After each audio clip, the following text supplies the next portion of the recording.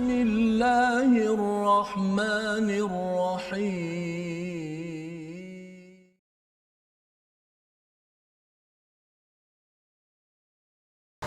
أعوذ بالله من الشيطان الرجيم بسم الله الرحمن الرحيم الحمد لله رب العالمين الرحمن الرحيم مالك يوم الدين إياك نعبد وإياك نستعين اهدنا الصراط المستقيم صراط الذين أنعمت عليهم غير المغضوب عليهم ولا الضالين.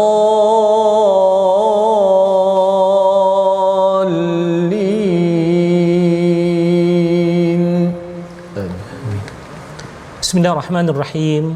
Assalamualaikum warahmatullahi taala wabarakatuh. Alhamdulillahirabbil alamin wassalatu wassalamu ala sayyidil mursalin sayyidina Muhammad wa ala alihi wa sahbihi ajma'in. Subhanaka la ilma lana illa ma 'allamtana innaka antal alimul hakim wa la haula wa la quwwata illa billahil aliyil azim.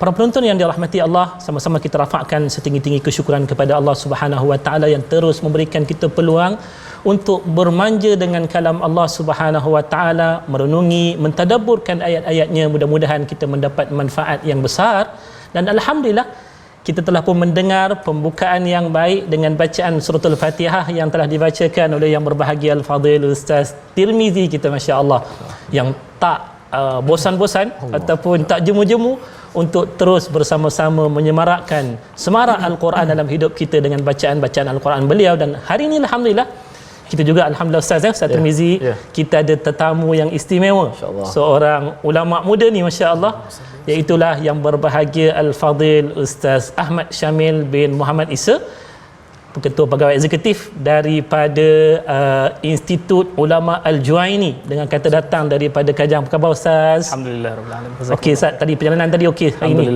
Alhamdulillah tuan-tuan. Tuan-tuan, insya-Allah kita akan mendengar nanti kupasan-kupasan yang akan dikongsikan oleh yang berbahagia Al-Fadhil Ustaz Ahmad Syamil sebentar nanti, di mana untuk sesi ulang kaji kita pada hari ini kita akan menumpukan pada bicara ayat yang ke-500, bermula daripada muka surat yang ke-572 sehinggalah kepada muka surat 577. Tapi sebelum daripada itu Ustaz, kita nak mulakan seperti mana kebiasaan dengan doa ringkas kita. Sama-sama kita bacakan, Rabbi syrahli sadri wa yassirli amri wahlul 'uqdatam min lisani yafqahu qawli. Dan tuan-tuan, kita harapkan sangat, kita tak nak kebaikan itu terhenti di sini. Kita harapkan tuan-tuan sudi untuk sebar-sebarkan kebaikan kita di sini untuk dikongsikan dengan sahabat-sahabat yang lain, teman-teman yang lain, menerusi perkongsian FB My Quran Time ni. Mudah-mudahan kita semua beroleh manfaatnya biidznillah taala.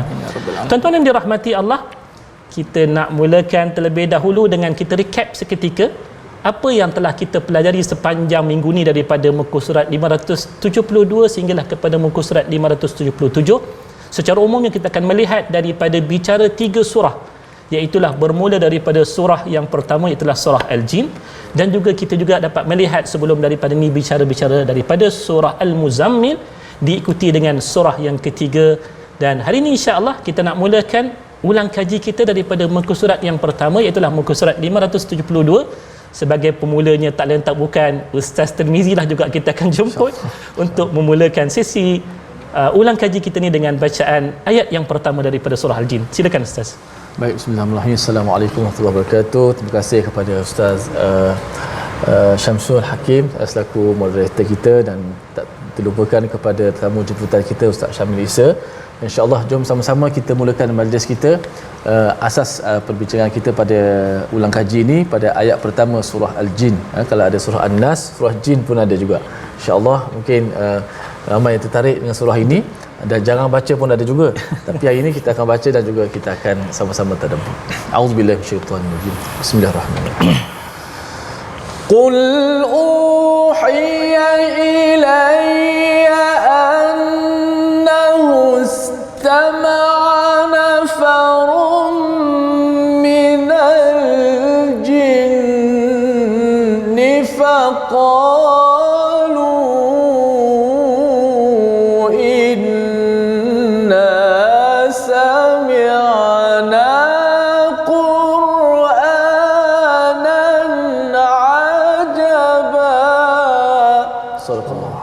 Sadaqallahul Azim. Kita dapat lihat daripada ayat yang pertama ni tuan-tuan, bagaimana Allah Subhanahu Wa Taala telah berfirman, katakanlah wahai Muhammad, telah diwahyukan kepadaku bahawa sekumpulan jin telah mendengar bacaan lalu mereka berkata, kami telah mendengar bacaan yang menakjubkan, yakni Al-Quran. So daripada ayat yang pertama yang kita mulakan sesi ulang kaji kita ni, kita bersama-sama dengan tokoh tadabbur sebelum daripada ni, tapi kita nak lebih menumpukan ketika mana jin mendengar akan ayat-ayat Al-Quran yang dibacakan, jin telah pun dikhabarkan oleh Allah menzahirkan perasaan takjub. Kita nak pergi kepada perkataan takjub yang dizahirkan oleh jin ni sebab kita nak rasakan dalam diri kita. Hari ini Ustaz kan, bila mana kita dengar sebahagian daripada manusia yang mendengar Al-Quran, dia kata apalah Quran ni tak ada apa-apa pun, ada benda lagi, ada benda lain yang lebih best, lebih menarik. Tapi sedangkan Allah sendiri menyatakan jin yang dengar boleh takjub, kalau manusia dengar tak takjub tu agak-agak macam mana? So kita nak dengar apakah sebenarnya yang membuatkan jin tak kala mana mendengar Al-Quran ini Ustaz ya, Ustaz Syamil ya, apa yang membuatkan mereka takjub dengannya? Mungkin Ustaz boleh kongsikan untuk kita tadabbur insya-Allah. Silakan Ustaz. A'udzubillahi minasyaitonirrajim. Bismillahirrahmanirrahim. Alhamdulillah wassalatu wassalamu ala Rasulillah wa ala alihi washabihi ajma'in. Jazakumullah khairan kepada Al-Fadhil Ustaz Syamsul Hakim selaku host pada pagi kali ini, serta Ustaz Tirmizi, masya-Allah bacaan Al-Quran yang masya-Allah ya, Allahu Akbar. Jadi kembali kepada persoalan ayat yang pertama surah Al-Jin itu, kita lihat pertama sekali kita kena faham bahawa jin ini walaupun dia di alam yang gaib bagi kita, tetapi ia juga mempunyai diri-diri seperti manusia. Dia boleh bau, dia boleh rasa, dia boleh sakit, dia boleh makan, boleh minum, boleh beranak pinak. Jadi di situ kita faham bahawa jin juga mempunyai satu diri memahami dan mengetahui dan mempelajari sesuatu. Apa yang disebut di dalam Quran dan ajab ataupun dia mendengar Quran yang menakjubkan, dia adalah satu takbir ataupun satu ibarat bahawa jin itu dia melihat susun atur ayat Al-Quran itu begitu cantik dan begitu teliti, fasahahnya ataupun kelancaran yang dibaca oleh Muhammad sallallahu alaihi wasallam, dan cukup tinggi nilaiannya dan cukup hebat, tidak boleh dikatakan digandingkan dengan apa-apa kata-kata manusia. Sebenarnya bukan jin sahaja yang rasa takjub, bahkan orang kafir pun. Kalau kita lihat bagaimana di dalam satu riwayat, iaitu Al-Walid bin Al-Mughirah, seorang kafir Quraisy pada ketika itu, mendengar kata-kata, maknanya mahu mendengar apa yang dibacakan oleh Rasulullah sallallahu alaihi wasallam. Apa yang beliau sebut setelah beliau balik kepada kaum dia, dia kata inna liqaulihi alladhi yaquluhu la halawah wa inna alaihi la talawah. Apa yang dikatakan oleh Muhammad itu sallallahu alaihi wasallam ada satu kemanisan dan ke atasnya ada satu tarikan yang cukup kuat. Maknanya di dalam Al-Quran ini struktur ayatnya sahaja sudah begitu hebat, sudah begitu cantik. Jadi kita boleh lihat sebenarnya jin ini dia seolah-olah dia memahami zauq ataupun tata cara Arab itu dan mendalami perkara tersebut. Dalam masa yang sama mereka memahami bahawa Quran yang diturunkan ataupun yang dibaca oleh Muhammad sallallahu alaihi wasallam ini adalah satu kata-kata ataupun kalamullah, mustahil daripada manusia. Oleh itu kalau kita pergi seterusnya ayat itu, dia akan lihat kata-kata ini ataupun Quran ini membawa kepada rushd, iaitu petunjuk dan panduan.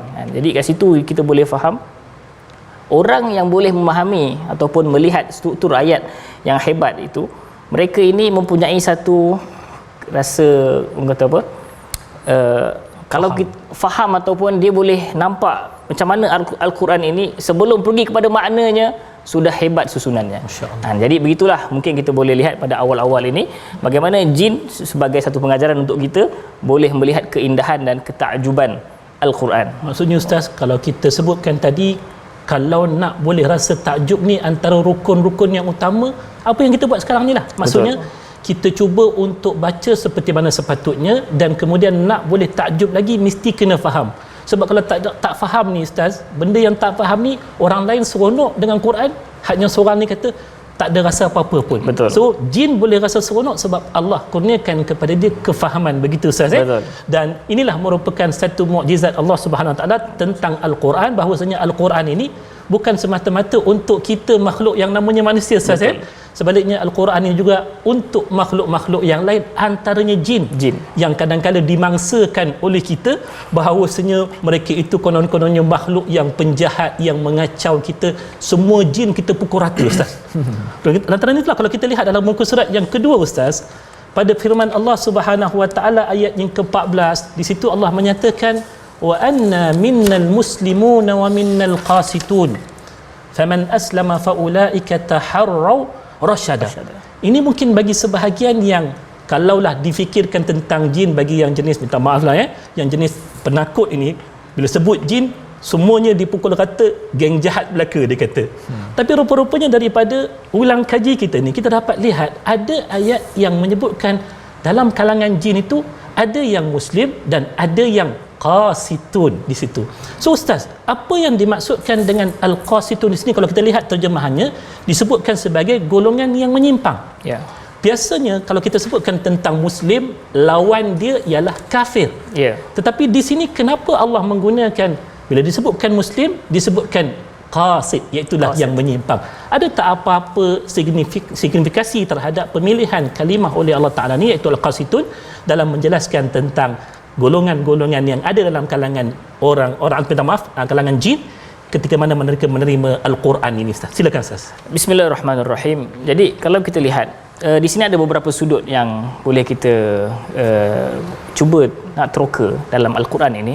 Yang pertama, sudut yang bahasa, ya. Secara bahasa, al-qasid ini bermaksud orang yang zalim, dan orang yang lari daripada ataupun bercondong ke arah ataupun dikeluar daripada keadilan. Jadi al-qasid itu bermaksud orang yang zalim, orang yang tidak adil. Mungkin orang akan tanya, betul apa beza al-qasid dengan al-muqsid? Dan al-muqsid adalah orang yang adil. Dan di dalam bahasa Arab, di sana ada beberapa kalimah-kalimah yang mana apabila ditambah hamzah qata' ataupun hamzah yang ada alif di depannya itu, dia menebalikkan makna kalimah tersebut. Itu dinamakan hamzatus salab. Hamzah yang menjadikan perkara itu terbalik. Contoh kat sini, qasata yang bermaksud zalama ataupun jara, iaitu zalim ataupun orang yang menyimpang. Dia punya aqsata terus jadi adil.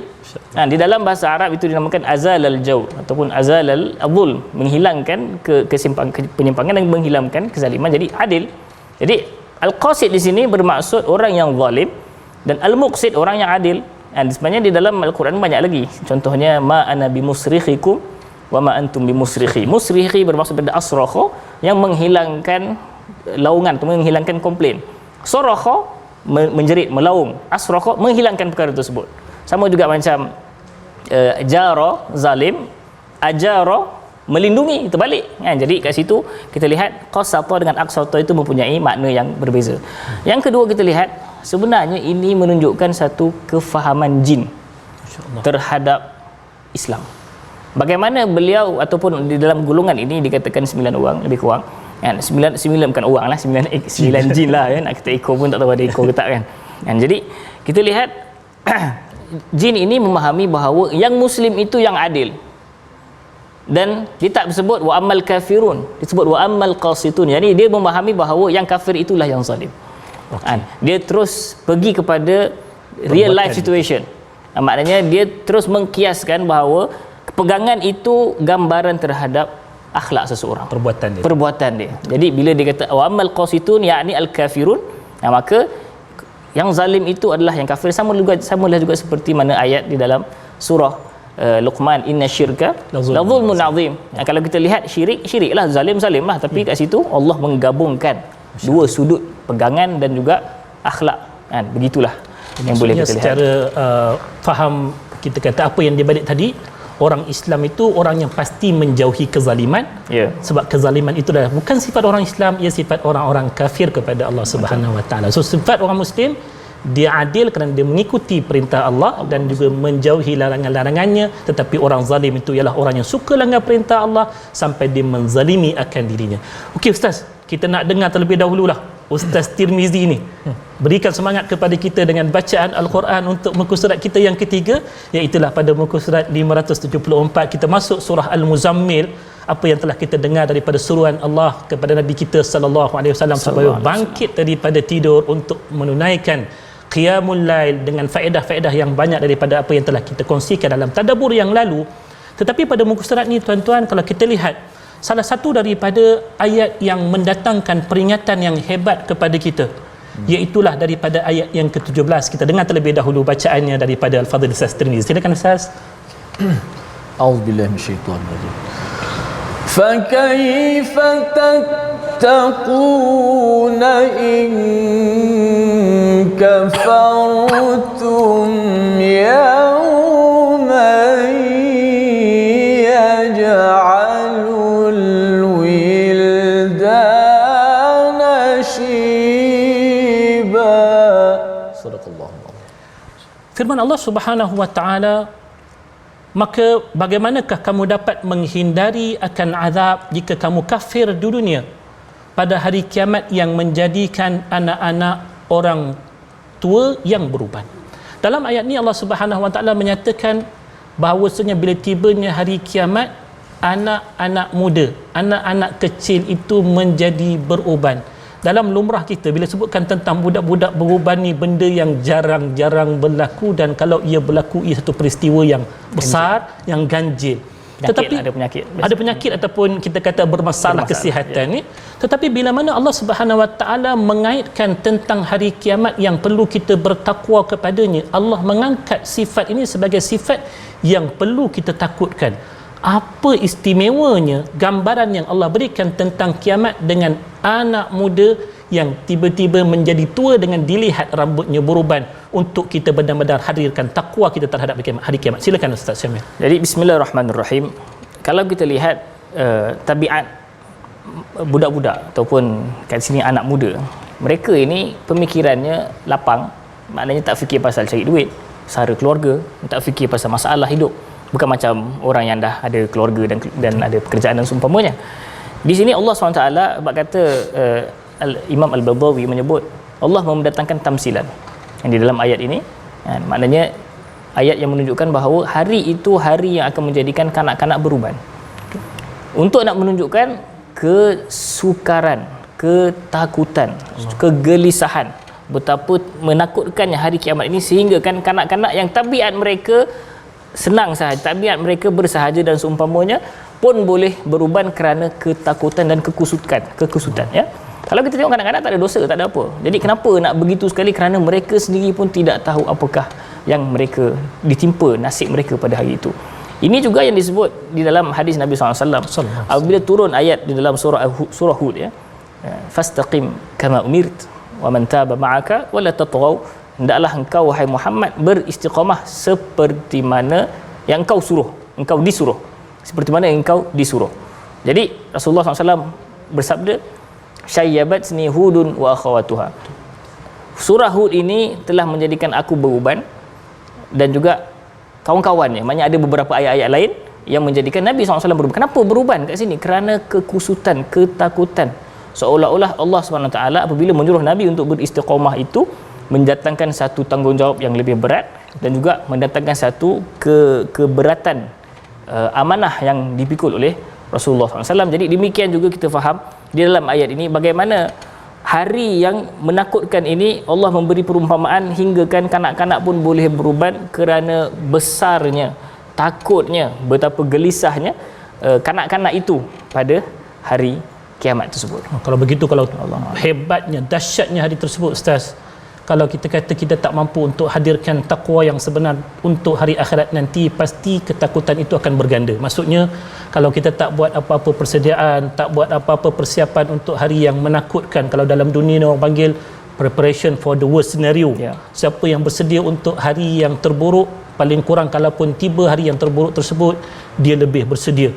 Maka kita bila sebutkan tentang kiamat tadi kan, kita kata kita perlu bersedia, dan kita dapat lihat dalam muka surat yang telah kita lihat ayat yang kita bacakan tadi, ia berlaku di bawah daripada perintah Allah terhadap Nabi untuk bangun qiyamul lail. Seolah-olahnya kalau kita dapat faham Ustaz ya, bagaimana apa yang Allah letakkan sebagai matlamat kenapa kita perlu berusaha untuk beramal sampai bangun qiyamul lail. Nak bangun qiyamul lail ni bukan senang kan Ustaz ya? Kita terpaksa melawan mengantuk kita, melawan sejuk kita, agak-agak untuk tujuan apa? Antaranya sebab akan tiba pada kita hari yang sangat-sangat dahsyat, hari yang sangat-sangat menggerunkan, sampai anak-anak yang tak sepatutnya beruban pun boleh menjadi beruban disebab kedahsyatan hari tersebut. Inilah yang kita dapat lihat daripada bicara sehinggalah kepada ayat yang ke-574, dan untuk yang berikutnya insya-Allah kita nak lihat daripada ayat yang muka surat yang ke-575 daripada bicara ayat surah Al-Muddathir, iaitulah kita akan tengok sebentar nanti bagaimana bezanya sebutan pada awal ayat surah Al-Muzammil, ya ayyuhal muzammil, dan selepas daripada itu dibacakan ya ayyuhal muddathir. Satu kalau kita lihat terjemahannya wahai yang berselimut, satu lagi wahai yang berselimut, tapi sebutan satu dengan ya ayyuhal muzammil dan satu lagi dengan ya ayyuhal muddathir. Agak-agak ada tak perbezaan di antara dua perkara ini, di mana perkara ini insya-Allah kita akan lihat selepas daripada sesi yang kedua. Tetapi sebagai pemula untuk kita nak panaskan, tuan-tuan jangan bergerak ke mana-mana, Ustaz bacakan seruan ayat yang pertama surah Al-Muddathir. Silakan Ustaz Tirmizi. A'udzubillahi minasyaitonir rajim. Bismillahirrahmanirrahim. Ya ayyuhal muddaththir qum fa'anzir. Sadaqallahul azim. Jangan ke mana-mana, kembali selepas ini insya-Allah.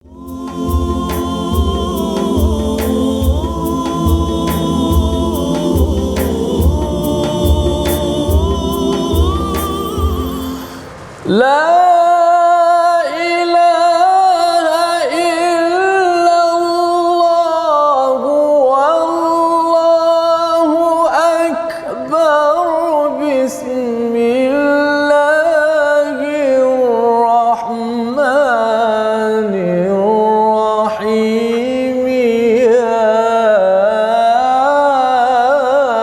ayyuhal muddaththir qum fa'anzir.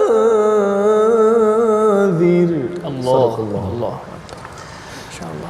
Para penonton yang dirahmati Allah, terima kasih banyak terus sudi bersama-sama dengan kami pada bicara kita hari ini, sesi ulang kaji muka surat 572 sehinggalah muka surat 577. Dan kita sebentar tadi sebelum daripada kita berhenti seketika untuk rehat seketika tadi, kita ada soalan yang telah kita kemukakan awalannya, dan alhamdulillah kita sekali lagi mendengar bagaimana Allah Subhanahu Wa Taala telah menyuruh akan Nabi kita satu ketika dahulu dengan seruan daripada awal surah Al-Muddathir, yang mana kalau kita lihat maksud terjemahannya itu tak jauh beza daripada ayat pertama surah Al-Muzammil, ya ayyuhal muzammil, wahai yang berselimut. Dalam ayat yang kedua juga Allah menyebutkan, ataupun ayat yang pertama dalam surah Al-Muddathir, surah yang kedua Allah menyatakan ya ayyuhal muddathir, wahai orang yang berselimut. Dua-dua kalau di sisi kita atas kefahaman bahasa Melayu kita ni samalah maksudnya Ustaz ya. Tetapi kenapa pemilihan kalimah muzammil di sana, di sini dipilih kalimah al-muddathir? Dan di sini kalau kita lihat menarik juga Ustaz, Allah biasanya kalau memanggil akan Nabi sallallahu alaihi wasallam, Allah panggil dengan panggilan ya ayyuhan nabi, ya ayyuhar rasul. Tapi di sini Allah panggil Nabi dengan keadaan Nabi sallallahu alaihi wasallam pada ketika tersebut. Maka agak-agak apa hikmah yang dapat kita pelajari daripada perbezaan kalimah dua ini, yang pertama, dan yang kedua, apa hikmahnya Allah memanggil Nabi kita dengan keadaan Nabi, bukan dengan sifat Nabi sallallahu alaihi wasallam. Bismillahirrahmanirrahim. Jadi saya jawab yang kedua dulu sebab itu yang pendek. Jawab yang pertama lepas tu. InsyaAllah. Surah ini iaitu surah Al-Muzammil dan Al-Muddathir dia adalah antara surah yang awal-awal diturunkan dalam Al-Quran. Jadi pada awal-awal Rasulullah sallallahu alaihi wasallam dirinya seolah-olah kalau kita lihat di dalam penurunan wahyu yang pertama, Iqra bismi rabbikal ladzi khalaq, Ibnu Qayyim mengatakan Rasulullah SAW tanabba'a bi Iqra, menjadi nabi dengan Iqra, dan ursila bi ya ayyuhal muddaththir qum fa'anzir. Maksudnya seolah-olah Nabi SAW dijadikan rasul ketika turunnya ayat ini. Oleh kerana itu munasabah kenapa Allah Subhanahu taala tidak memanggil Nabi ya ayyuhan nabi, kerana dia pada permulaannya belum lagi selesa dengan panggilan tersebut, seolah-olah begitu kalau kita lihat. Jadi Allah SWT menggunakan kalimah ya ayyuhal muddaththir, wahai orang yang berselimut, dan juga ya ayyuhal muzammil. Surah itu turun selepas sedikit daripada surah ini, yang munasabah bagaimana Allah SWT memanggil keadaan Nabi yang begitu. Seolah-olah di sana ada satu sudut kefahaman, Allah membelai dan Allah menjaga Nabi SAW bagaimana keadaannya begitu. Itu yang pertama. Yang kedua yang panjang sikit, iaitu kita lihat kebiasaannya terjemahan kita Al-Muddaththir ini daripada Tadaththara, dan Al-Muzammil daripada Tazammala, yakni kalau di dalam bahasa Arab secara umumnya dia mengatakan berselimut.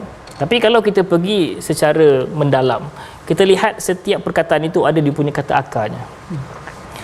Zamala itu bermaksud hamala, iaitu pun pikul. Jadi kalau kita tengok dalam bahasa Arab, zamilatun adalah unta yang memikul barang. Jadi bila kita lihat tazammala atau al-muzammil itu orang yang memikul, seolah-olah dirinya memikul kepenatan, memikul satu bebanan yang cukup berat, sama ada bebanan itu bebanan secara hissi ataupun secara yang boleh kita rasa, ataupun bebanan itu adalah bebanan maknawi, itu risalah itu sendiri. Dan juga tadassara ataupun al-muddaththir dalam bahasa daripada dathara itu bermaksud satu perkara di atas satu perkara yang lain, maknanya seolah-olah bertimpa-timpa. Jadi di dalam ayat ini al-muddaththir orang yang menutup dirinya dengan kain, seolah-olah sedang berselimut, menyelubung selimut. Apakah kemunasabahan dua-dua ayat ini? Kalau kita lihat orang yang pertama iaitu al-muzammil, walaupun dua-duanya adalah Rasulullah sallallahu alaihi wasallam. Kalau kita lihat sebab nuzulnya, Rasulullah SAW diriwayatkan bahawa setelah turunnya wahyu dan Rasulullah mula berdakwah, ada perancangan-perancangan daripada kafir Quraisy di Darun Nadwah untuk berkonspirasi ke atas Rasulullah sallallahu alaihi wasallam, dan Rasulullah tahu perkara itu, dan kesedihan serta rasa berat.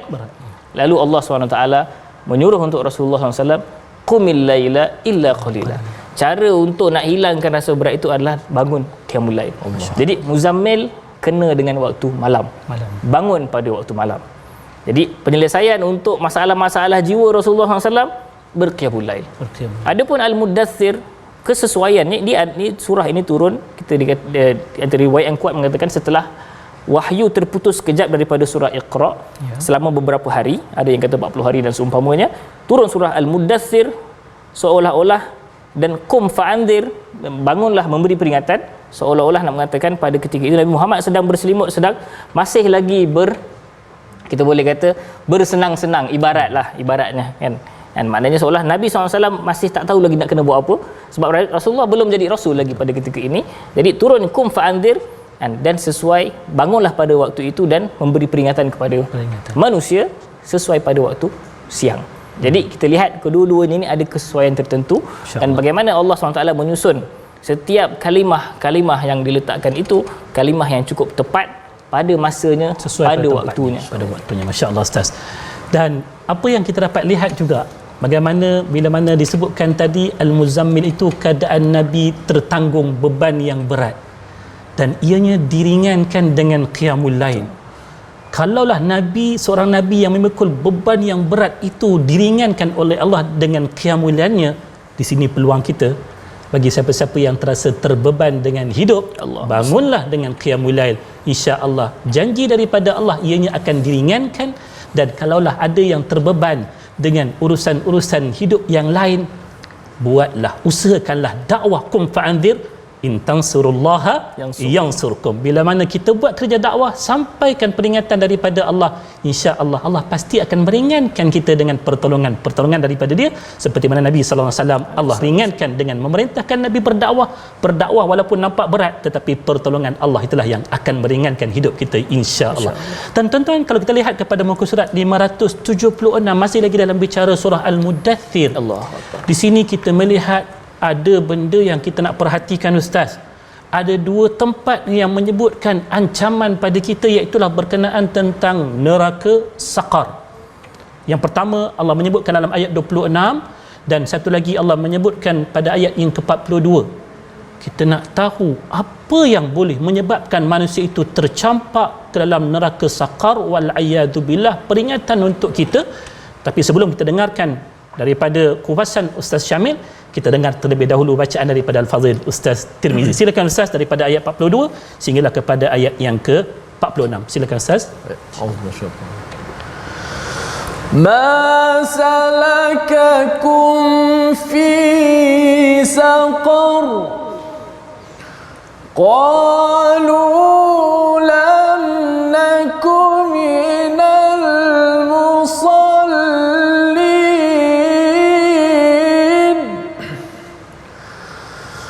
wa lam naku nut'imul miskin wa kunna nakhudu ma'al khaidin wa kunna nukadzibu biyaumiddin.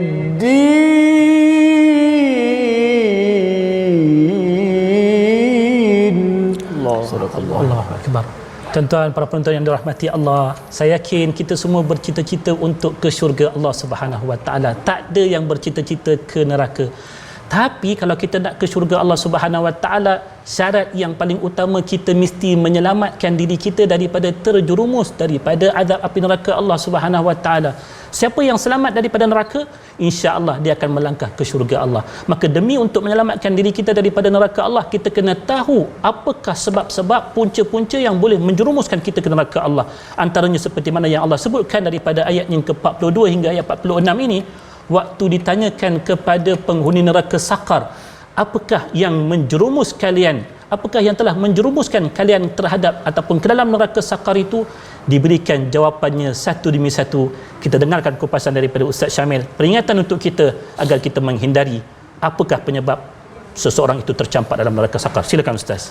Bismillahirrahmanirrahim. Terima kasih kepada sekali lagi Ustaz Syamsul dan Ustaz Tirmizi atas bacaan Al-Quran. Kalau kita lihat, Allah Subhanahu Wa Taala secara umumnya apabila Allah memasukkan seseorang ke dalam neraka dengan keadilan Allah Subhanahu Wa Taala, maknanya Allah bagi sebab 1, 2, 3, kerana inilah engkau masuk neraka. Di dalam ayat ini, kalau kita boleh ke belakang sikit ya, kalau tengok di dalam ayat 38 dan 39, Allah SWT mengatakan setiap manusia tergadai ataupun tergantung dengan apa yang dilakukan, kecuali ashabul yamin, kecuali orang-orang yang masuk syurga. Dan mereka ini tidak tertaluk dengan apa yang mereka lakukan kerana mereka masuk syurga dengan rahmat Allah Ta'ala. Jadi apabila Allah menceritakan mengenai sifat-sifat ahli neraka apa yang mereka lakukan, Allah dengan secara adil mencenaraikan satu persatu perbuatan-perbuatan mereka. Apa yang kita boleh belajar daripada ayat ini ataupun yang dibacakan oleh Al-Fadhil Ustaz Tirmizi tadi? Yang pertama, mereka mengatakan qalu lam naku minal musallin. Bukan qalu lam naku nusalli, tidak, lam naku minal musallin. Jadi semuanya itu ada isyarat-isyarat tertentu. Mereka mengatakan kami tidak menjadi kalangan orang-orang yang salat. Di dalam solat ini Allah Subhanahu Wa Taala ada tafsir mengatakan itu memberi isyarat kepada kami tidak beriman. Jadi Allah SWT meng-highlightkan ataupun meletak nama solat untuk memberi isyarat kepada mereka tidak beriman.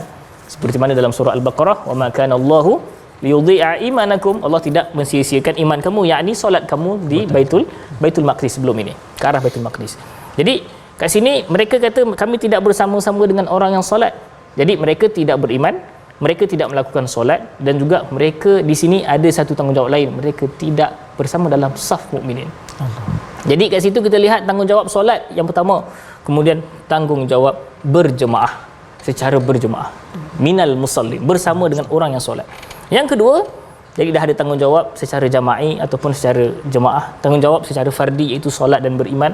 Kemudian ada yang seterusnya, walam naku nut'imul miskin, kami tidak pula memberi makan kepada orang miskin, yakni mereka tidak melaksanakan tanggungjawab secara sosial, kemasyarakatan. Dan mereka tidak memberi makan kepada orang-orang yang miskin, yang memberi isyarat kepada kita bahawa Islam ini agama yang syumul, agama yang hidup, bukan amalan peribadi, amalan secara komuniti sahaja, tapi dia adalah amalan secara secara keseluruhan, memberi rahmat kepada keseluruhan alam. Kemudian sambung lagi, wa kunna nakhudu ma'al khaidin, kami memasuk ataupun kami membicarakan perkara-perkara agama secara mengejek ataupun memperolok-olokkan. Jadi di sini juga kita lihat bagaimana mereka mengambil ataupun berinteraksi dengan perkara-perkara agama dengan bermain-main, berlawak dan seumpamanya.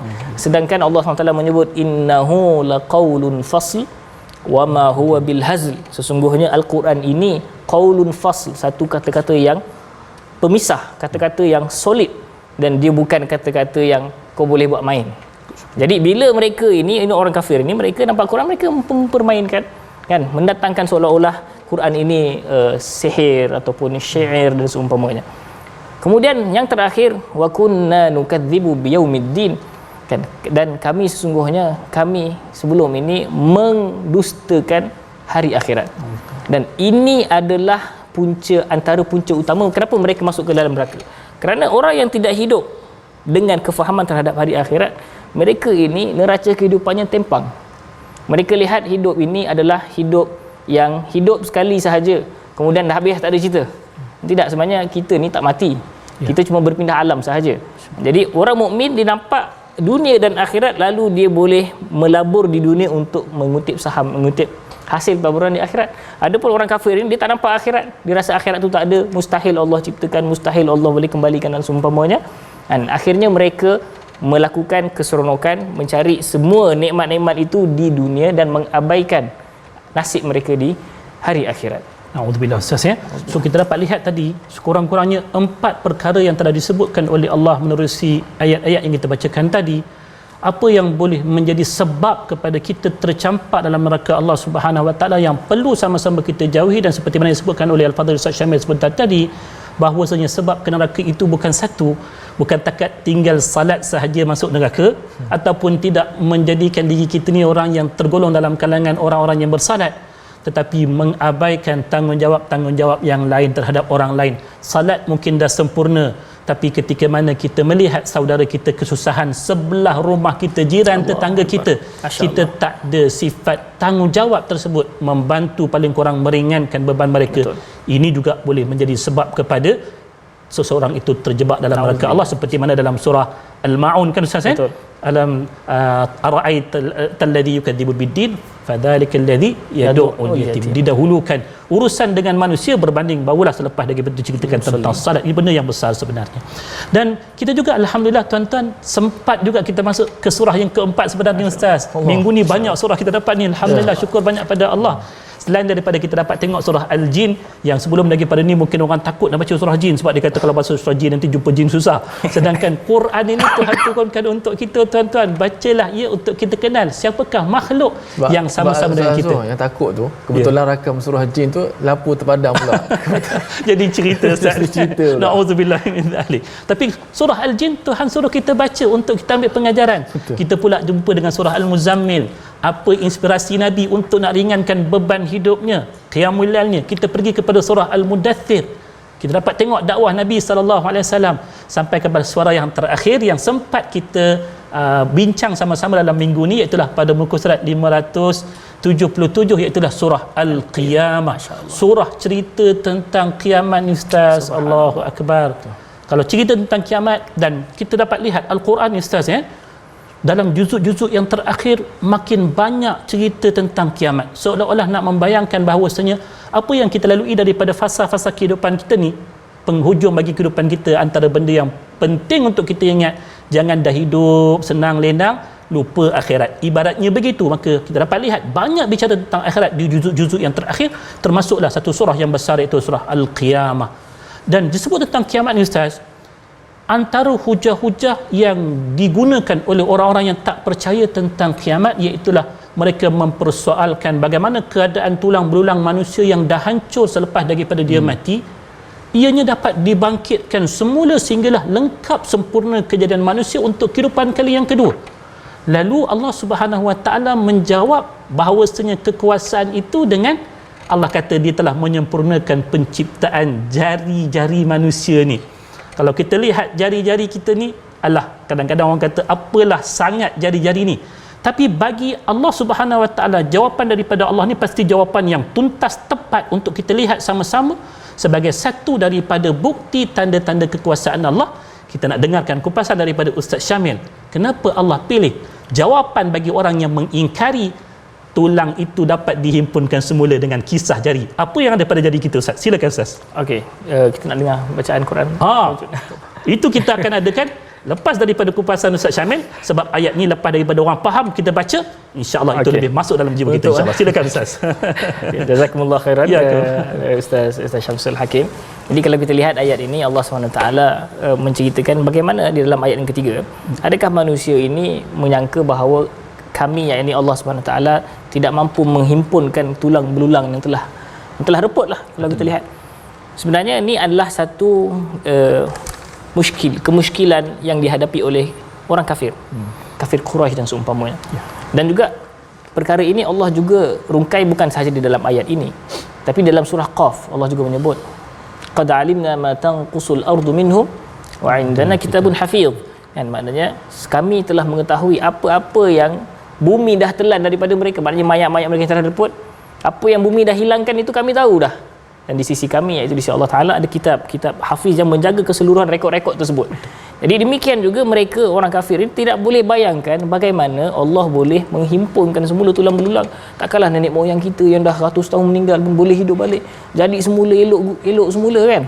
Jadi perkara ini Allah jawab di dalam ayat yang seterusnya, bala qadirina ala an nusawwiya banana, bahkan tidak, kami sendiri mampu untuk mengelokkan semula jari jemari mereka. Betul. Sebagai satu isyarat, kalaulah jari-jari pun boleh kami buat, apalah sangat, kan. Maknanya kalaulah Allah SWT menceritakan jari ini lebih susah lagi daripada nak guna tulang belulang apa, sebab kalau kita tu semuanya lebih sangat kompleks. Betul. Sangat hebat dari penciptaan. Setiap itu ada fungsi-fungsi tertentu. Satu jari walaupun jari kelingking tak ada, tak boleh nak genggam, tak boleh nak buat apa, kan. Jadi semuanya ini ada satu bentuk-bentuk kekuasaan yang Allah memberi isyarat, kalaulah jari pun Allah boleh buat, apatah lagi nak menghimpunkan semua perkara-perkara yang lebih ringan lagi daripada itu. Ini juga yang Allah sebut. Contohnya di dalam surah Allah cerita bagaimana mereka ini boleh takjub dengan kebangkitan hari akhirat. Betul. Dalam surah Qaf juga Allah SWT menyebut, afa'ina bil khalqil awwal bal hum fi labsim min khalqin jadid. Adakah kami rasa penat dengan penciptaan kali pertama, iaitu di dunia ini, penciptaan langit dan bumi? Adakah kami penat? Maknanya tak susah pun. Betul. Sedangkan mereka itu, iaitu orang kafir sendiri, rasa ragu-ragu terhadap boleh kebangkitan semula. Kalaulah kali pertama diwujudkan sebelum ada daripada tiada kepada ada, boleh Allah buat. Tak untuk nak mewujudkan benda yang sudah ada, senang saja. Lagilah lebih senang. Betul, kan? Betul. Maknanya kat situ sendiri Allah SWT memberikan satu bentuk logik supaya kita boleh fikir. Dan demikianlah juga di dalam ayat ini Allah SWT menyebut, dan inilah satu bentuk ketinggian kekuasaan Allah SWT di dalam nak menyusun jari-jari ini. Satu laftah ataupun satu perkara yang boleh kita lihat di dalam perkara ini juga adalah Allah SWT apabila menceritakan kejadian manusia secara detail, dan kalau kita tengok dalam surah-surah lain penceritaan daripada janin dan seumpamanya, itu nak menunjukkan bahawa akulah yang buat, ada pencipta. Betul. Dan Allah menceritakan segala ayat-ayat mengenai penciptaan alam dan seumpamanya, nak memberi isyarat bahawa Allah lah yang menciptakan semua ini. Jadi tidak ada tempat untuk keraguan bahawa di sana ada Tuhan. Dan dalam hidup kita di dunia kan, dalam kehidupan kita di dunia, tuan-tuan, pun kita dapat lihat sebahagian daripada bukti-bukti kekuasaan Allah. Kalau jari kita patah di dunia pun, kita dapat tengok ianya dapat disembuhkan selepas beberapa waktu lah. Betul. Of course lah, kalau benda tu boleh berlaku di dunia, untuk kehidupan satu lagi benda tu lebih mudah di sisi Allah Subhanahu Wa Taala. So seperti mana yang disebutkan tadi, tuan-tuan, kita dah faham tentang kekuasaan Allah pada kebangkitan kita semula nanti pada hari kiamat. la uqsimu biyaumil qiyamah, yang Tuhan bersumpah dengan besarnya hari kiamat ni. Kita nak hadirkan kebesaran Allah Subhanahu Wa Taala menerusi bacaan ayat suci Al-Quran daripada ayat yang pertama sampailah kepada ayat keempat surah Al-Qiyamah. Hadirkan kekuasaan Allah dengan apa yang kita dengar daripada bacaan sebentar nanti. Silakan Al-Fadhil Ustaz. Bismillahirrahmanirrahim. La uqsimu biyawmil qiyamati wa la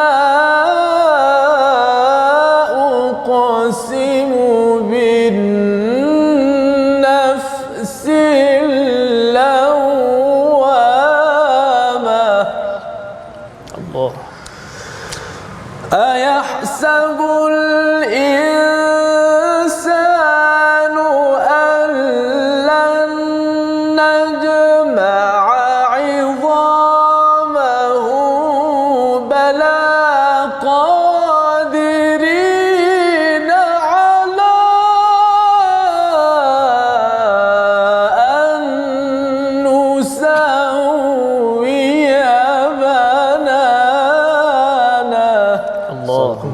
Subhanallah, inilah kekuasaan Allah pada menciptakan kita di dunia, dan Allah jugalah yang berkuasa untuk membangkitkan kembali bagi kehidupan yang kedua, iaitu kehidupan akhirat. Penting untuk kita ambil peringatan tentang tibanya hari tersebut. Mudah-mudahan dengan kita mendalami ayat-ayat Al-Quran ini, Allah memberikan kita suluhan hidayahnya untuk kita terus beramal, bertakwa untuk hari akhirat yang bakal tiba. Sebagai melengkapkan bicara kita pada hari ini, insya-Allah kita harap doa yang akan dipimpin oleh Al-Fadhil Ustaz Ahmad Syamil sebentar nanti. Allah memberkati pertemuan kita pada hari ini dan menjadikan ilmu yang kita peroleh ini insya-Allah bermanfaat dunia dan juga akhirat kita. Dipersilakan Al-Fadhil Ustaz untuk membacakan doa. A'udzubillahi minasyaitonirrajim. Bismillahirrahmanirrahim. Alhamdulillahirabbil alamin wassalatu wassalamu ala sayyidil mursalin sayyidina Muhammadin wa ala alihi washabbihi ajma'in. اللهم اجعل جمعنا هذا جمعا مرحوما وتفرقنا من بعده تفرقا معصوما اللهم لا تجعل فينا ولا منا شقيا ولا محروما برحمتك يا ارحم الراحمين اللهم إنا عبيدك بنو عبيدك بنو إمائك نواصينا بيدك ماض فينا حكمك عدل فينا قضاؤك نسألك اللهم بكل اسم هو لك سميت به نفسك أو أنزلته في كتابك أو علمته أحدا من خلقك أو استأثرت به في علم الغيب عندك أن تجعل القرآن العظيم ربيع قلوبنا ونور صدورنا وجلاء أحزاننا وذهاب همومنا وغمومنا اللهم ذكرنا منه ما نسينا وعلمنا منه ما جهلنا وارزقنا تلاوته آناء الليل وأطراف النهار واجعله لنا حجة يا رب العالمين صلى الله على سيدنا محمد وعلى آله وصحبه أجمعين والحمد لله رب العالمين. Amin amin ya rabbal alamin. InsyaAllah tuan-tuan, bagi tuan-tuan yang tak berkesempatan untuk menonton pada tengah hari ini, kita juga sesi ulangan pada petang ni dan juga malam nanti insya-Allah. Dan jangan lupa untuk bersama-sama dengan kita menyebarluaskan kebaikan Al-Quran menerusi tabung gerakan Al-Quran. Setiap daripada apa yang tuan-tuan sumbangkan insya-Allah akan dimanfaatkan demi untuk menyebarluaskan ilmu Al-Quran. Kita beroleh manfaat bersama untuk dunia dan juga akhirat kita. Sehingga itu kita doa agar Allah menerima segala amalan kita dan memberikan keberkatan pada ilmu yang kita terima ni. Jazakumullah khairan katsira kepada Al-Fadhil Ustaz Ahmad Syamil Isa dan juga yang berbahagia Ustaz Tirmizi yang terus dengan senyuman dan juga bacaan Al-Quran. Mudah-mudahan kita semua dirahmati oleh Allah Subhanahu wa taala. Assalamualaikum warahmatullahi taala wabarakatuh.